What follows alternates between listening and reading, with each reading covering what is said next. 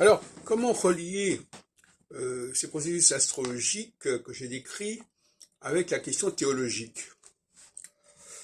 C'est assez compliqué parce que vous savez qu'il y a dans la Bible, dans le début dans les premiers chapitres de la Genèse, la création de la femme, qui est présentée comme l'auxiliaire de l'homme, Ezer Kenegdo. D'une certaine façon, comme je l'ai dit dans quelques vidéos hier soir, enfin hier, la femme est portée par l'équinoxialité. La phase équinoxiale est une phase où les femmes sont beaucoup plus engagées, beaucoup plus beaucoup plus d'initiative, vont vers les hommes, donc beaucoup plus extraverties, si on peut dire, et où le peuple est mu par un même processus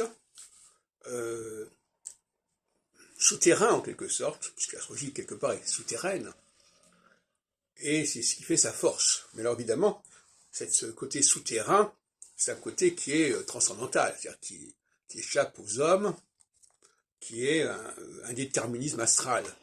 Donc en phase équinoxiale, c'est là qu'il y a un déterminisme astral le plus fort.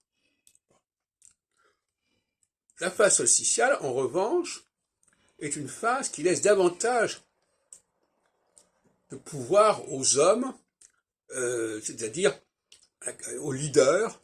À ce moment-là, il ne s'agit plus d'une force qui est souterraine, mais une force d'en haut, qui est le leader qui gouverne, qui est la tête de proue, etc. Bon. Et ça, c'est une période qui est moins marquée par le déterminisme astral. Et on retrouve plus ou moins évoqué cette question dans la prophétie de Jérémie 31, chapitre 31, où on oppose justement cette astrologie solsticiale, enfin c'est pas dit comme ça, et on dit qu'elle va être remplacée par une astrologie équinoxiale. C'est-à-dire qu'on dit que l'astrologie solsticiale, on ne dit pas comme ça, mais bon, on dit, le chef qui se fait écouter, qui se fait entendre, finalement, bon, c'est pas d'une efficacité absolue. Ça s'appellera donc l'ancienne alliance. La nouvelle alliance, c'est une alliance équinoxiale avec des forces qui s'imposent à l'homme et qui ne passent plus par le savoir, par l'enseignement, par l'éducation. Si vous relisez Jérémie 31, vous verrez que c'est exactement ce qui est dit, qui est repris d'ailleurs dans l'Épître aux Hébreux, au sein du Nouveau Testament. Donc le Nouveau Testament, c'est justement un discours équinoxial. Un discours équinoxial, mais en même temps, le paradoxe, c'est que Jésus, lui, apparaît comme un personnage solsticial.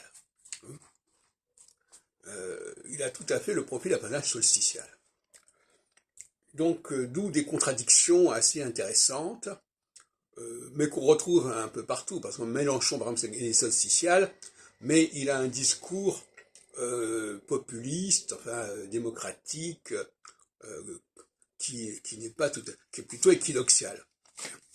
Donc, vous voyez, donc sur ce plan-là, il faut comprendre, il y a un panachage assez complexe.